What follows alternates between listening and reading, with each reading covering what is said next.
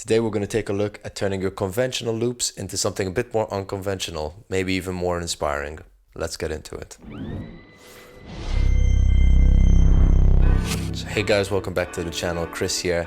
As you can see, we're back in Studio B, I guess the Malta location of where I find myself doing a bit of work from time to time, hence why I have brought all of the gear with me to make this happen. So on this episode of Creative Musical Ideas, we're gonna be basically diving into turning some of your loops into maybe something a bit more inspiring, getting a bit more inspiration to getting a song started when you feel like maybe you've got a bit of writer's block going on. So hopefully this will help bring a bit more inspiration to the table. I'm gonna have to go hands-free for this. Okay, so we're here at Ableton.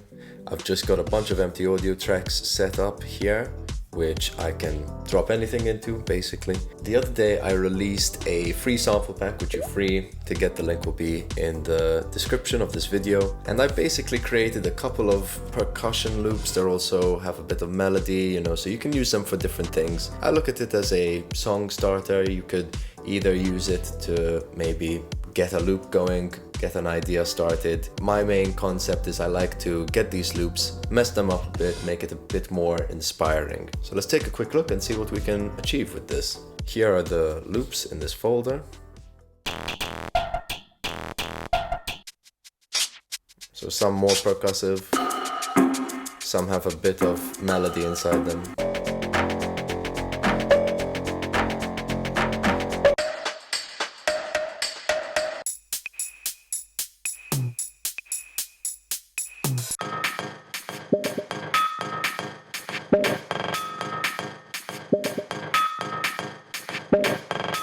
So say something like this bubble jank percussion loop. We'll stick that in there, loop that, we'll speed the tempo up.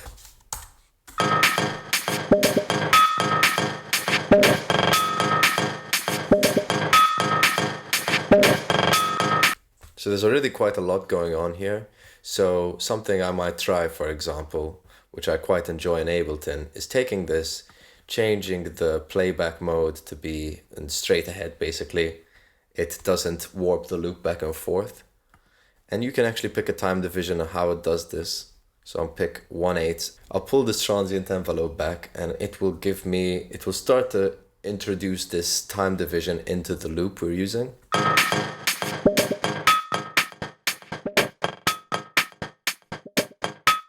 So you can make that smaller.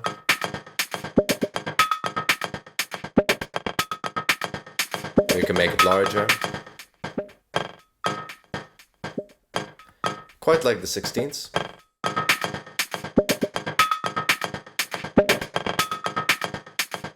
You can stick a kick under that.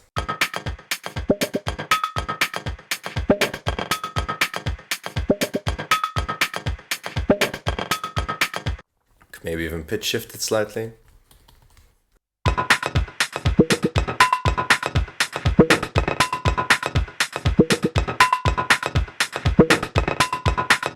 So that's pretty cool. We've got a little bit of a rhythm going there. If I stick something like Shaperbox on this, one of my favorite things to do recently is they have added a reverb module to this. And if you don't really know what Shaperbox is, it's kind of like an envelope multi-effects plugin where you have all of these different modules that you can change and you can affect it over this envelope or LFO, depending how you look at it. And you've got all of these different shapes you can use. You can pick the division of how quickly it kind of cycles through one of these, or you can input envelope information, so it works off that. Either way, I find it super convenient. So say something like this, we've got the volume. So as it cycles through this, it's gonna go from nothing to turning up in volume. Kind of like a sidechain, But what's cool is I can actually do this on different kinds of effects. So if I wanted that sidechain sound but with a drive, I could do something like this.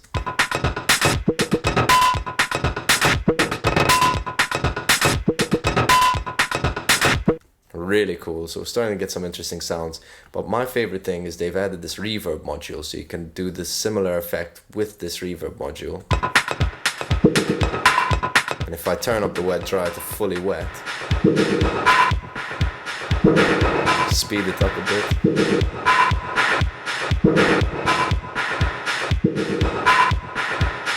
So maybe we can combine this with a couple different modules. Say that volume sidechain sound was actually quite nice, and they actually have some presets here. Sidechain.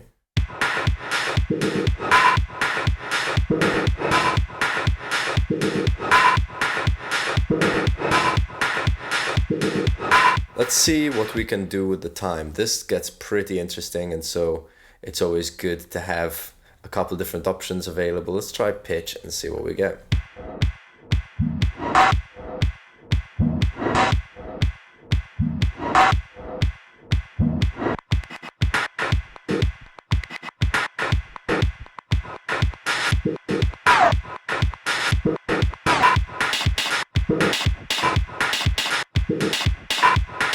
There we go. As you can see, we've already kind of changed the groove, taken that loop a bit further from where we originally started. I can pull the mix back on this to kind of have a bit of both worlds going on.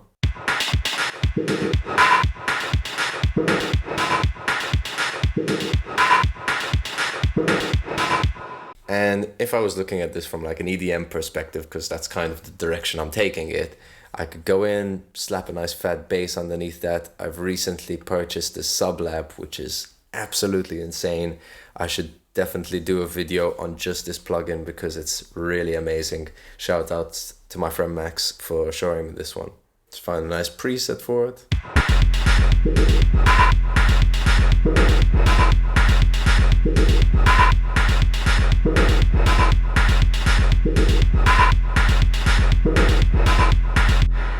And you know, considering we started from this,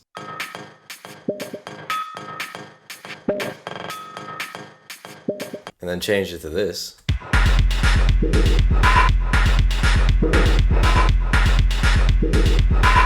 I'm pretty stoked, you know. It got me out of that box. Like, I always tell myself that I don't really believe in writer's block, because I really feel like you just need access to the right tools and know how to use those tools to get you into a completely different world where you may be creating something that fits more in the box of what you were thinking, or just really to get you out of that conventional writing pattern where you, I don't know, maybe you pick up an instrument and you're using the same chords and you're like, oh, this isn't really working. Something like this where you pick a couple different tools, maybe a couple different sounds that you're not used to using, and then messing them up, creating something entirely new out of it. And you know, that's where I get the majority of my enjoyment from producing, is the journey, you know, figuring out what I'm going to use, how I'm going to make something out of it and get something creative.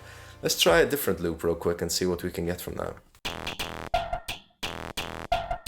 Let's try this one. So this is on 87, so we'll slow it all down. So I guess first thing is, are we going to keep it at this tempo? Do we speed it up to 95? Keep the pitch the same or turn it up, maybe? Get that complex pro going. Nice. Stick a kick underneath that. I always like to use a kick just to give me a bit of foundation, make my beat feel a lot more in the realm of where I want it to go.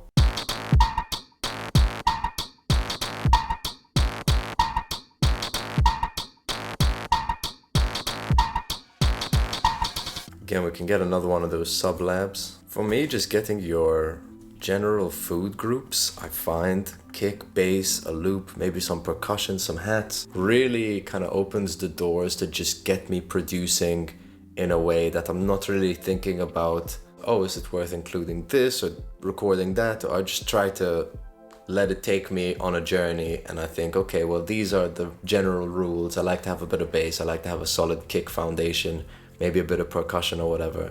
So as long as I know I'm ticking off those boxes, then it puts me on a good journey to get something out of it. And you know, whether I end up keeping this or not, that's another conversation entirely, but at least I'm getting started. I'm not sat there twiddling my thumbs for an hour to figure out how I'm gonna get going. So we've gone in, we've added our bass, now I've got something like this.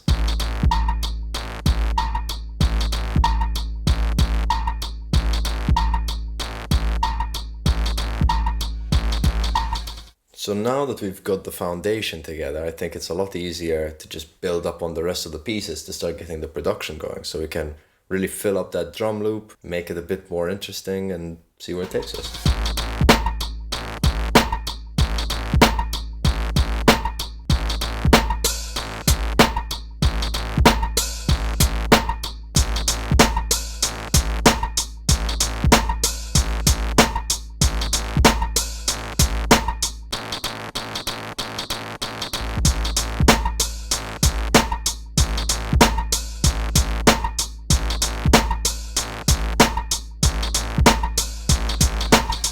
So we go, slowly building up that pattern, getting something a bit more inspiring out of it. And we haven't even touched using other instruments that we can implement, but for me, I've got the vibe going. I can slowly build on top of this. Then it's a lot about arrangement, you know, cutting out the bass here, maybe cutting out the kick and having just the top end of the drums, the hats and the snare and stuff like that. And you can really build on top of this quite easily. And actually, I'll be quite curious now that we've built this, if I go back to the old loop, because we've slowed it down, I'd love to hear what it sounds like.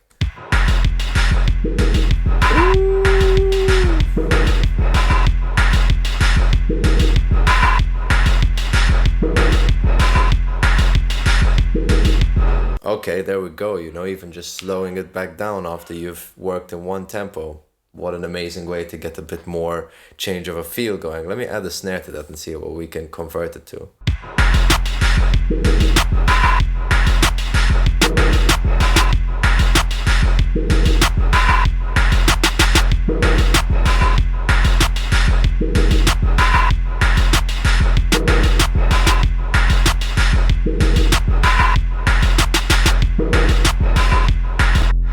Get a cheeky open hi-hat in there as well.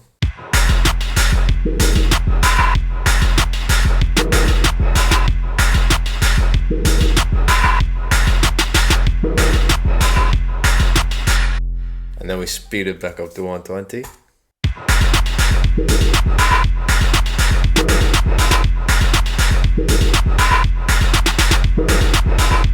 I quite liked it on 95, not even gonna lie.